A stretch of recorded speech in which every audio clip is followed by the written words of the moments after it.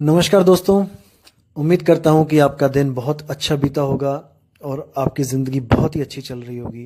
और परमात्मा से मैं दुआ करूँगा कि आप ऐसे ही सत्संग और भक्ति की बातें समझते रहें और अपने विवेक को हमेशा जगाते रहें और हमेशा उन्नति करते रहें भक्ति मार्ग में। तो दोस्तों, मैंने कल एक ऑडियो बनाई थी कबीर साहब के नूरी तत्व के ऊपर, जो आप लोग ने काफ़ी देखी और उम्मीद करूंगा कि आपको पूरी बात समझ भी आ गई होगी कि कैसे हमें भ्रमित किया जा रहा है, हमें कैसे संतों से दूर किया जा रहा है, हमें कैसे कबीर साहब से दूर किया जा रहा है अपना अज्ञान सुना सुना के। क्योंकि दोस्तों, एक समय ऐसा भी होता है जब हम कोई भी झूठी बात को बार बार सुनते हैं तो हमें वो झूठी बात भी सच्ची लगने लग जाती है। हमें इन झूठी बातों से बच के रहना है दोस्तों। अगर हम इनको सुनते भी हैं तो हमने विवेक और विचार को कभी नहीं छोड़ना है। हमेशा विवेक की तलवार से अज्ञान को काट दो, तब तो आप हमेशा सुरक्षित रहोगे। नहीं तो दोस्तों, कोई ना कोई आपको लूट लेगा दोस्तों आपको। इसलिए हमेशा बच के रहो, हमेशा अपने विवेक को जगाए रखो। तो दोस्तों, आज बात करेंगे सतगुरु कबीर साहब की देह के बारे में कि क्या है उनकी देह। क्योंकि आपको पता है कि संतों ने भी प्रूफ किया है कि वो कभी जन्म मरण में नहीं आते, यानी कि वो कभी माँ के गर्भ में नहीं आते, वो जन्म नहीं लेते और वो अपनी लाश को छोड़ के भी नहीं जाते। तो इसके ऊपर आज हमने कंसेप्ट क्लियर करना है कि कबीर साहब आखिर किस देह से बने हैं, किस तत्व से बने हैं, उनकी देह कैसी है। दोस्तों, सबको आपको बताना चाहूंगा सबसे पहले कि दो चीजें होती हैं, एक होता है देह और एक होता है विदेह, जिसे हम कहते हैं विदेह। दोस्तों, ये एक दूसरे के विपरीत अर्थक होते हैं। जैसे ऊंचाई का उल्टा गहराई, ज्ञान का उल्टा अज्ञान, अंधेरे का उल्टा प्रकाश, ऐसे ही देह का उल्टा विदेह। हमने इस विदेह को आज समझना है दोस्तों कि विदेह होता क्या है। जैसे आपने सुना है, शब्द भी सुने हैं कई, शब्द शब्द सब कोई कहे, वह तो शब्द विदेह, जीवा पे आवे नहीं, निरख परख कर ले। अब ये विदेह क्या चीज है दोस्तों? ये देह से बिल्कुल अलग होता है, देह के बिल्कुल अलग होता है। ये किसी भी तत्व से नहीं बना होता है। इसी को नितत्व कहते हैं, विदेह स्वरूप को।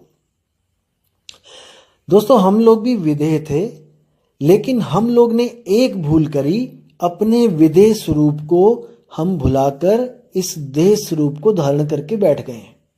बस इतनी सी बात है।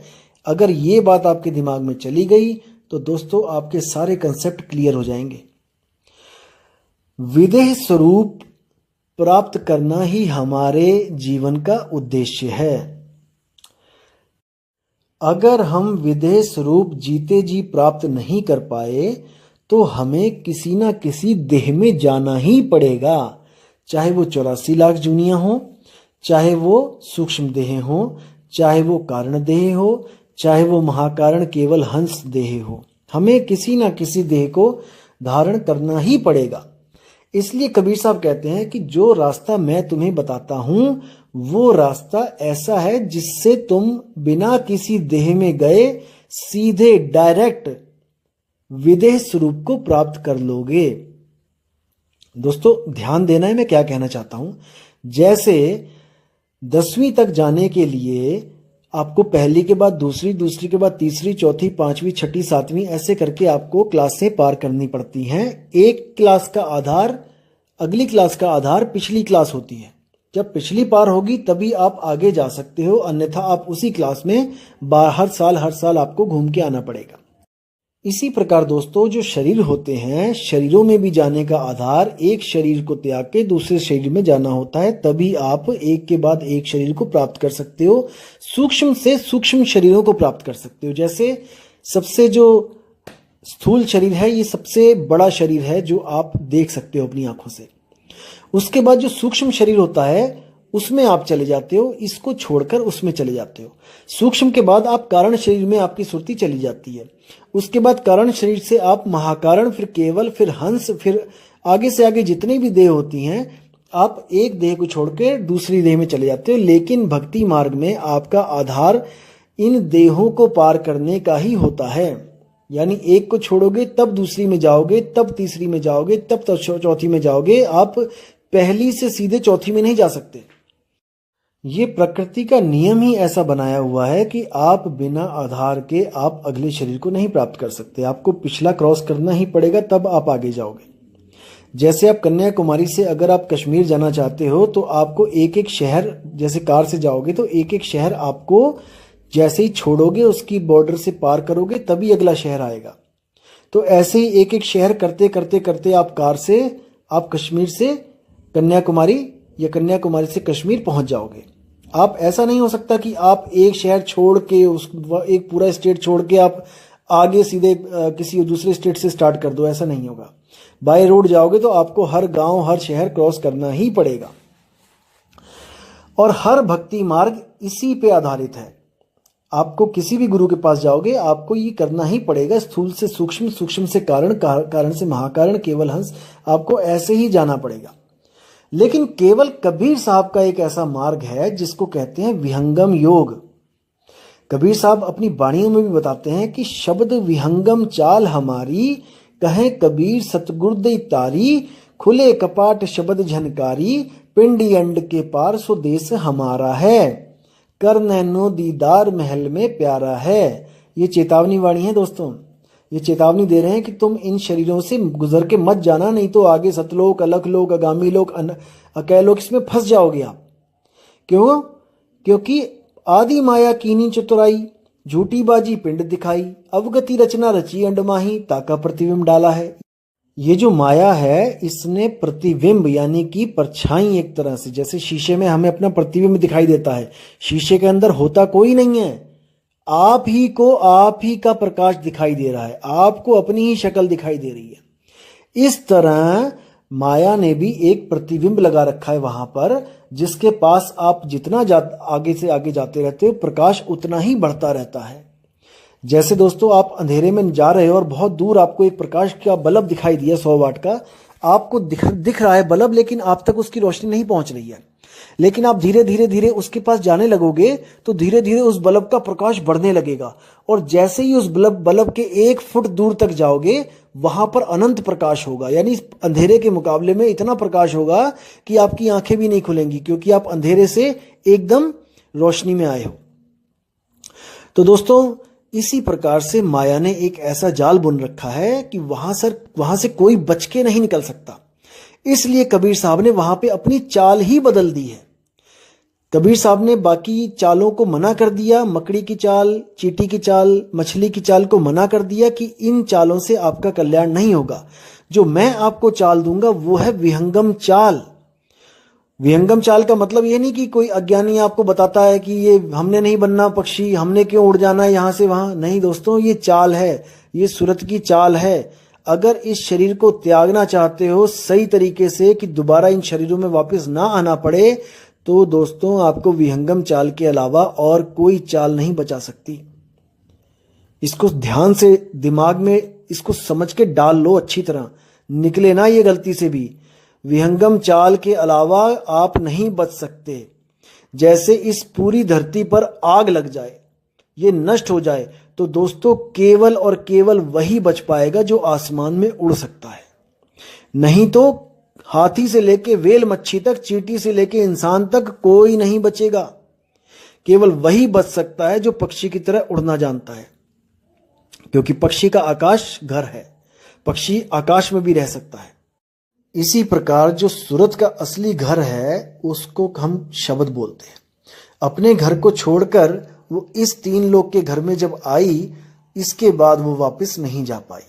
इसीलिए ये 3 लोक ही बंधन का कारण है। शब्द से सूरत का अलग होना ही बंधन का कारण है। जब सूरत वापस अपने शब्द में लग जाएगी, उसके बाद वहां से उसको कोई नहीं हटा सकता।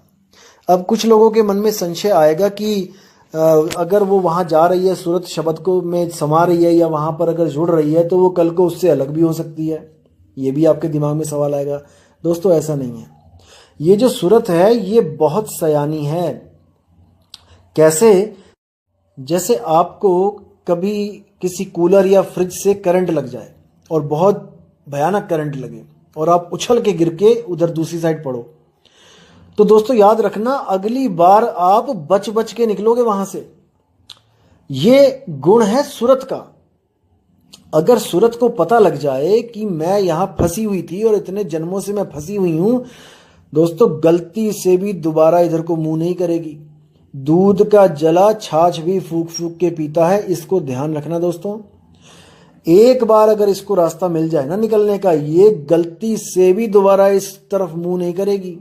इसीलिए साहिब कहते हैं कि हंसा तू तो सबल था, हल्की तेरी चाल, रंग कुरंगी पड़ गया ताते हुआ बुरा हाल। कि हे हंसा तू पहले विदेश रूप में था, लेकिन गलती से तूने अपने उस स्वरूप को भूल गया और तुम इस दुनिया में आए और तब से एक बार भी वापस नहीं जा पाए। अगर तुम वहां पे अपने विदेश रूप को दोबारा प्राप्त कर लो तो तुम्हें इस देह की कोई जरूरत नहीं पड़ेगी। यह है सतगुरु कबीर साहब के विदेश रूप का ज्ञान। और सतगुरु कबीर साहब स्वयं विदेश रूप हैं, वो किसी तत्व से नहीं बने होते हैं। जब धर्मदास जी ने उनसे पूछा कि महाराज आप भोजन कर लो, आप सत्संग कर रहे हो इतनी देर से, भोजन प्रसादी कर लो, समय हो गया है, तो उस कबीर साहब ने क्या बोला कि हे धर्मदास, मैं ये वाला भोजन नहीं करता हूं, मेरा भोजन कुछ और है। तब वो कहते कि भाई ऐसा कैसा शरीर है आपका, ब्रह्मा विष्णु महेश तक भोजन करते हैं, सब करते हैं, आप क्यों भोजन नहीं करते हो? तब उन्होंने कहा कि मेरी जो आपको देह दिखाई दे रही है वो केवल प्रकाश की देह है, नूरी प्रकाश की। नूरी को नूर कहते हैं, प्रकाश कहते हैं, प्रकाश की देह है। जैसे आप देखोगे कि बारिश की बूंदें जब हो रही होती हैं या फिर हो चुकी होती हैं तो एक इंद्रधनुष निकल आता है। वो इंद्रधनुष देखने में लगेगा आपको कि 7 रंग की देह है कोई, लेकिन दोस्तों वो होता क्या है, एक ही प्रकाश की किरण जब बारिश की बूंद के अंदर से निकलती है तो आप देखेंगे तो वो 7 रंग में बदल जाती है। एक ही प्रकाश की जो धारा है, किरण है, वही 7 रूप में, 7 कलर्स में फैल जाती है और इंद्रधनुष का निर्माण करती है। तो वहां पर धनुष है नहीं। अगर आप हेलीकॉप्टर लेके जाओगे वहां पे इंद्रधनुष को ढूंढने तो आपको वो मिलेगा नहीं। वो प्रकाश के द्वारा ही प्रकट हुआ है और प्रकाश के द्वारा ही वो गुप्त कर दिया जाएगा। इसी तरह धर्मदास जी को उन्होंने बोला कि मेरी ये देह नहीं है, ये प्रकाश की देह है, नूरी देह है, लेकिन केवल तुम्हें दिख रही है, ये है नहीं असल में। तब उन्होंने कहा कि फिर आप क्या हो, आपका अस्तित्व क्या है? तो उन्होंने कहा मैं विदेही हूं। तब धर्मदास जी ने पूछा था कि दिसे देही कहो विदेही, ऐसे कैसे हो सकता है? तब वहां पर कबीर साहब ने अपना भेद बताया था कि मैं विदेही हूं और ये प्रकाश की देह केवल दिखने में आ रही है। इसीलिए 52 कसनियों से कबीर साहब बचे। 52 बार मारा गया उनको, लेकिन वो बचे। तो दोस्तों इसको अच्छी तरह दिमाग में समझ लो, डाल लो इसको कि वो किसी नूरी देह के नहीं थे कि जो इतने लाखों करोड़ों साल के बाद खत्म हो जाएगा और यहाँ पर 120 साल में ही बूढ़े हो गए वो।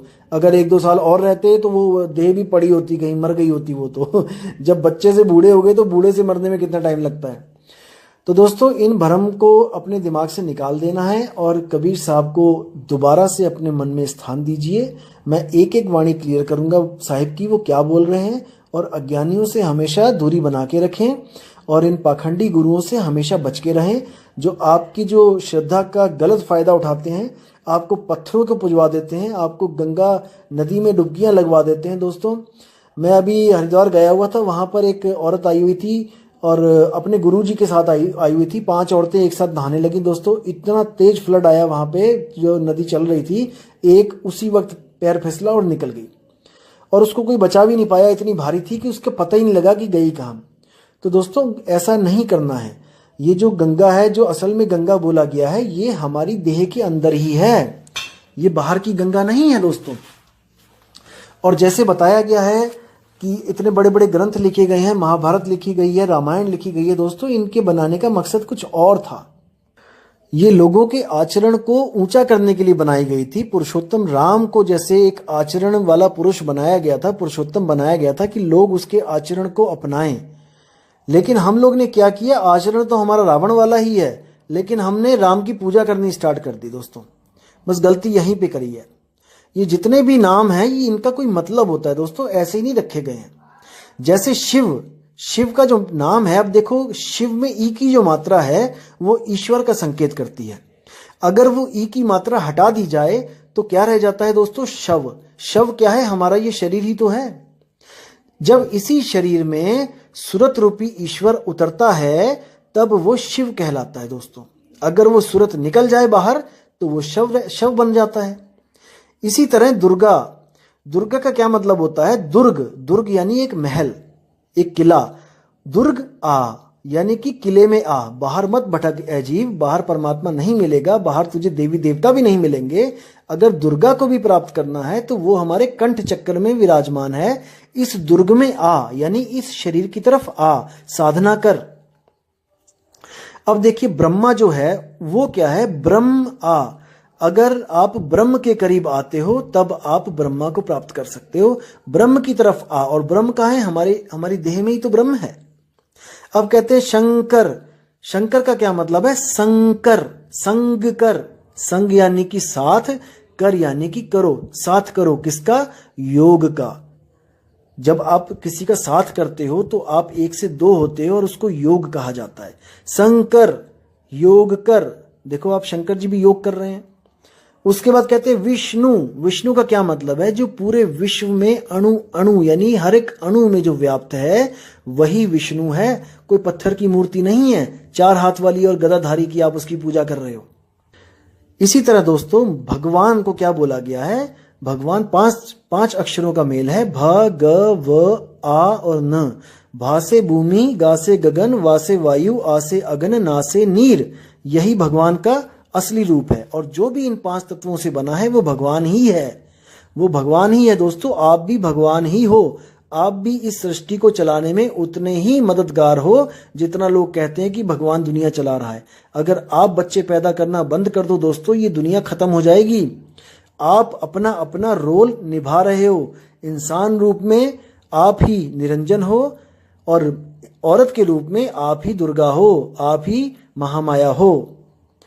अब दोस्तों जो रामायण में जितने भी पात्र हैं उनका भी नाम इसी तरह बहुत बड़े अर्थ लेके बैठा है। जैसे जो राम है वो क्या है? रमता राम।